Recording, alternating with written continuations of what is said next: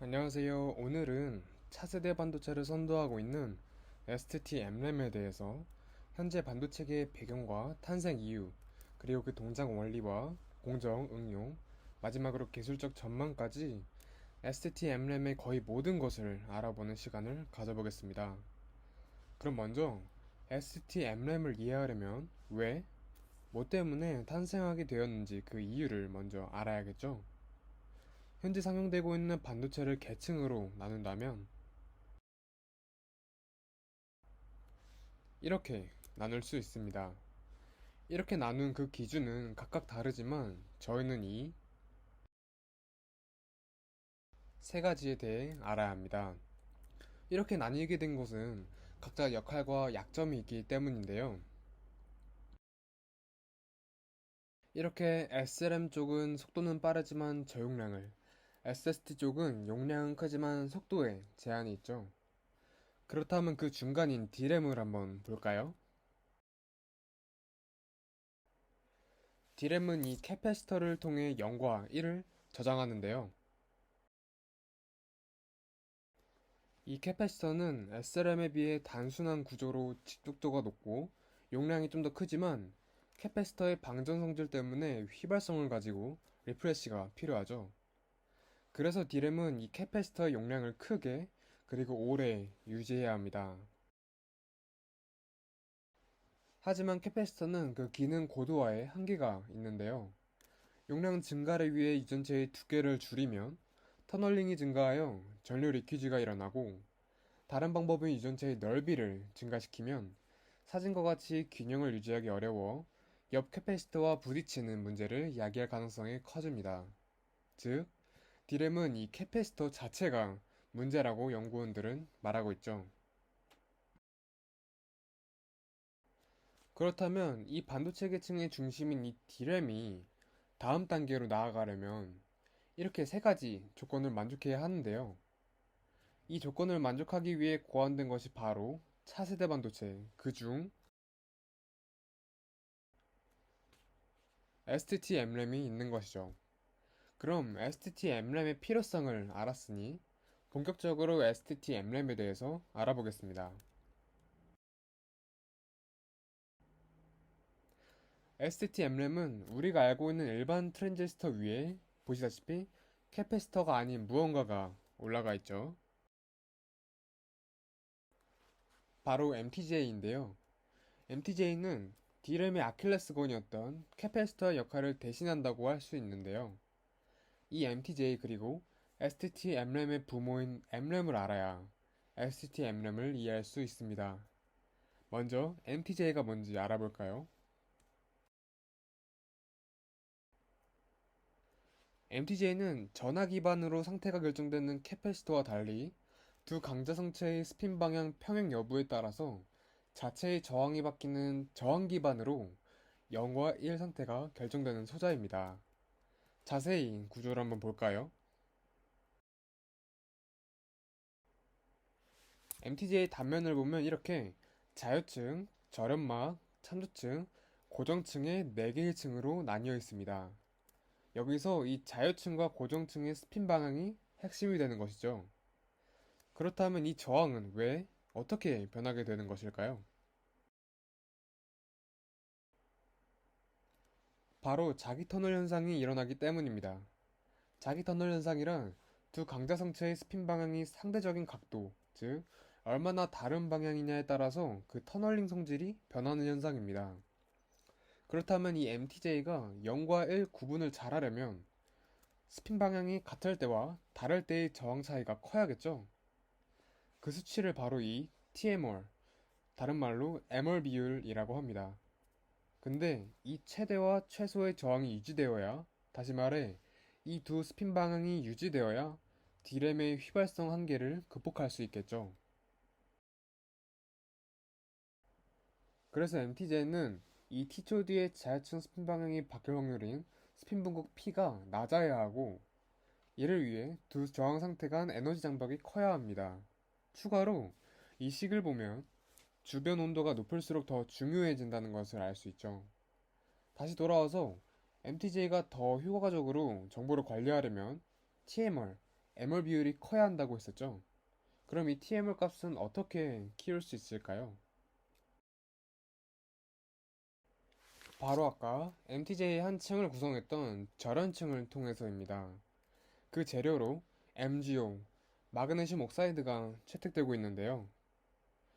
철과 마그네슘 옥사이드의 격자 배열이나 간격이 서로 유사하기 때문에 열 처리 공정을 통해 결정화된 마그네슘 옥사이드가 가까운 자성층의 정렬을 도와 경계면에서의 분국 형상이 커져서 높은 스핀 분국 도달이 가능하게 됩니다. 이 마그네슘 옥사이드의 발견으로 얻은 높은 MRB는 M램의 본격적인 상용화에 기여하게 되었죠. 그럼 STT M램의 핵심이었던 MTJ를 알았으니 이번엔 STT M램의 부모인 M램을 알아보겠습니다. M램은 이 MTJ를 두고 빌라인과 워드라인이 존재하는데요. 이 워드라인은 라인에 흐르는 전류가 형성하는 자기장 유도를 통해 자유층의 스핀 방향을 바꿔서 M램의 라이트 기능, 즉 스핀을 바꿔 저항을 전환하는 역할을 합니다. M램의 이 자화 반전 방식은 한 가지 큰 문제를 가지고 있는데요. 바로 스케일링입니다. M램은 셀 크기가 작아질수록 필요 전력이 더 커지는 문제가 존재합니다. 다시 말해, 집적도가 높아질수록 상태를 바꾸기 위한 방향 전환 요구 에너지가 증가하고 또 안정성 면에서 자기장 유도 방식을 사용하기 때문에 바뀌어야 되는 셀이 아닌 옆 셀까지 유도가 되어서 정보가 바뀔 수 있는 문제가 있는 것이죠. STM램은 부모의 문제를 자화반전 방식을 다르게 해서 해결하는데요. 그 방법이 바로 가공동량 변화를 통해 자화를 변경하는 방식입니다. 자세히 말해서 스핀이 정해진 전류가 강자성체를 지나갈 때 방향이 다른 스핀의 전자에서 순간적으로 발생한 가공동량 변화가 강자성체의 스핀 방향을 토크 힘으로 바꾸게 되는 것입니다. 그럼 이 가공동량 변화에 토크 힘으로 바꾼다는 것은 알겠는데 바꾸는 방향은 어떻게 설정할까요? 바로 전류를 고정층으로 주느냐, 자율층으로부터 주느냐로 0과 1을 설정할 수가 있습니다. 전자가 고정층에서 자율층 방향으로 들어가게 되면 자율층의 스핀이 고정층의 스핀과 같아져서 낮은 저항 즉 0이 저장되는 것이고 자율층에서 고정층으로 들어가게 되면 그 반대 원리에 의해서 높은 저항인 1이 저장되는 것이죠. 그리고 그 과정의 효율성을 위해서 몇 가지 추가적으로 고려해야 되는 상황이 있는데요. 이 고려 사항은 다음에 다뤄보도록 하고요. STT M램을 설명하면서 write 방식까지 알게 되었는데요. 그럼 램의 세 가지 동작 원리 write 0, write 1, read를 M램과의 간단한 비교를 통해 그 장점을 알아보겠습니다. M램과 STT M램의 쓰기 과정은 다음과 같이 이루어지는데요. M램은 아까 말했던 대로 전류의 자기장 유도를 통해 STT M램은 전류의 가공동량 변화를 통해 자화 반전이 이루어졌었죠.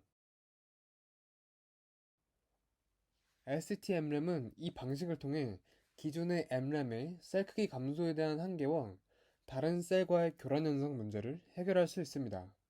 특히 이 셀 크기 감소에 ST M램이 해결하는 현상이 중요하는데요. 셀 크기에 대한 스핀 전환에 필요한 전류의 크기 그래프를 보면 M램은 셀 크기가 줄어들수록 그 필요 전류, 즉 전력이 커지는 것을 볼 수 있습니다. 스케일링에 트레이드오프가 존재하게 되는 것이죠. 하지만 STT M램은 셀 크기가 감소할수록 필요 전력이 같이 줄어듦으로써 해당 문제가 발생하지 않습니다. 다시 돌아와서 이 장점들은 결국 이렇게 차세대 반도체가 갖춰야 할 핵심 특성 등을 달성하는 모습을 보여줍니다. 지금까지 라이트의 계략적인 원리를 봤는데 이번에는 라이트 과정을 0과 1로 구분해서 한번 볼까요? 0을 write 할 때는 이전에 설명했던 대로 고정층에서 자연층 방향으로 전류를 주면 전자는 반대 방향이기 때문에 결국 낮은 저항을 통해 0이 기록되게 됩니다. 반대로 1을 write 하려면 전류를 고정층에서 자유층으로 주면 되는데요. 이때 전자가 자유층에서 고정층으로 가면서 스핀이 다른 전자가 자유층을 반평행 방향 토크를 가해 역평행 정렬을 통한 높은 저항이 구현되게 됩니다. 결국 1이 기록되게 되는 것이죠. 그럼 이번엔 read 방식을 볼까요? MTJ를 읽을 때는 sense amplifier를 이용하게 되는데요. 고정층과 자유층의 스핀 방향이 같아 저항이 작을 때는 sense amplifier의 높은 전압이, 반대의 경우에는 낮은 전압에 걸려 각각 0과 1을 읽게 됩니다. 지금까지 STT-MRAM의 동작 원리 그리고 읽고 쓰는 방법까지 알아봤는데요. 결론적으로 STT-M write 방식을 제외하고 MRAM과 거의 유사함을 알 수 있습니다. 하지만 그 차이가 기존 MRAM의 주요 문제점들을 완벽하게 해결해 주었죠.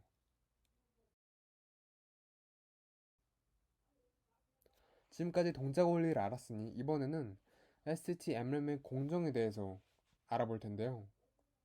공정 방식은 몇 가지가 있지만 그중 핵심 단계인 BEOL 공정에 대해서 알아보겠습니다. BEOL 공정은 총 5단계로 구성되는데요. 그중 첫 번째 단계는 바닥 전극을 형성하는 것입니다. 바닥 전극은 기존 반도체 공정의 패터닝 방식과 다마신 공정을 통해 형성되는데요. 그리고 폴리싱 연마 공정을 통해서 MTJ 스택 증착을 위한 환경을 조성하게 됩니다. 두 번째는 MTJ 스택을 증착하는 단계인데요. 이는 PVD 클러스터링 방식을 통해서 초정밀도로 이루어집니다.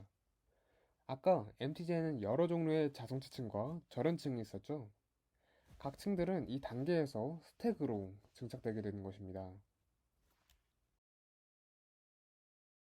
세 번째 단계는 자기 어닐링 단계인데요. 증착한 스택을 어닐링함으로써 절연층 마그네슘 옥사이드와 아래 인터페이스의 터널 장벽의 결정 방향을 설정합니다. 네 번째는 기둥 패터닝 단계인데요. 마스크, 포토레지스트, MTJ 스택 패터닝에 이어 MTJ 스택을 통한 리소그래피 오버레이 패터닝 정렬이 이루어지게 됩니다. 이때 MTJ 장치 보호를 위한 레이어 커버링이 추가되게 됩니다. 그리고 이 단계에서 이와 같이 마그네슘 옥사이드와 MTJ의 안정성 모니터링이 필수적으로 동반됩니다. BEOL의 마지막 단계는 상부 전극 형성인데요. 하부 전극 형성과 유사하게 기존의 패터닝, 다마신 공정으로 이루어집니다. 여기서는 패턴의 정렬이 핵심이고 다마신 공정이 안정성 유지의 핵심 역할을 수행하게 되죠. 자, 지금까지 STT-MRAM의 구조, 원리, 공정까지 숨가쁘게 달려왔는데요. 마지막으로 이렇게 만들어진 STT-MRAM은 어떻게 응용되고 있을까요? STM-Ram은 차세대 반도체로서 최종적으로는 플래시에서 SRAM으로 이어지는 반도체 계층을 한 번에 대체할 것입니다. 구체적인 응용으로는 대표적으로 SRAM 기반의 L3 캐시와 GPU의 멀티미디어용 인베디드 DRAM을 대체하는 등의 모습을 보여주고 있습니다. 그렇게 된다면 이렇게 시스템에서의 저비용, 초저전력 등의 이득을 달성할 수 있게 되는 것이죠. 이제 마지막으로 STM-Ram의 기술적 과제와 전망을 말씀드리면서 마무리하려고 합니다. STM-Ram의 주요 과제 중 하나는 자화 반전을 위해 흘리는 전류를 줄이는 것에 있습니다. 이를 달성하기 위한 여러 가지 방법이 있는데요. 재료를 발견하여 바꾸거나 구조를 바꾸거나 수직 자기 물질을 이용하는 등의 방법이 연구되고 있습니다. 아직 D램을 대체하지 못한 STT-MRAM에 대해 여러 기술적 전망들이 나오고 있는데요. 대표적으로 세 가지를 말하면 MLB를 증대시키기 위해 스핀 분극이 큰 물질을 찾기 위해 연구하고 있고 자업안전 전류 밀도와 MTJ 저항 감소를 위해 여러 시도들이 이루어지고 있으며, 마지막으로 셀 스케일링 과정에서의 발열 문제를 해결하기 위해 재료와 구조에 대한 연구가 지속적으로 이루어지고 있습니다. 이 과제들이 원활하게 진행된다면 머지않아 반도체계에서의 또 한 번의 도약을 통해 훨씬 빠르고 작고 전력 효율적인 전자제품을 만날 수 있지 않을까 합니다. 본 자료는 다음과 같은 자료들을 참고하여 만들어졌음을 알려드립니다. 지금까지 STT 엠램이었습니다. 감사합니다.